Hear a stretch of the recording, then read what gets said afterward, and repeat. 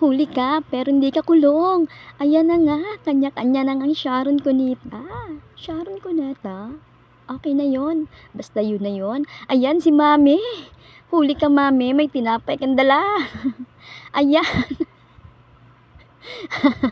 Si Mami. Kulang tayong tinapay. Kuha pa siya ng pansit. Ayan na nga. At ito naman si Catherine. Nagbabalot na nga ng pansit. At sabi ko sa kanya, ako rin, lagyan niya rin ako. At magsha-Sharon Cuneta na rin ako. At sayang naman kasi niyan. Marami kasing baon namin, di namin naubos. Kaya sabi ko, magsha-Sharon Cuneta na rin ako. At sayang talaga niya, napakadami. At 2 karton na tayo na tinapay. At sasayang din naman yan kung di namin dadalhin sa amin bahay. Mapapanis lang yan kung hindi namin yan kukunin. Ayan na nga. Nag-aantay na kanya ang service namin. Pauwi na kami.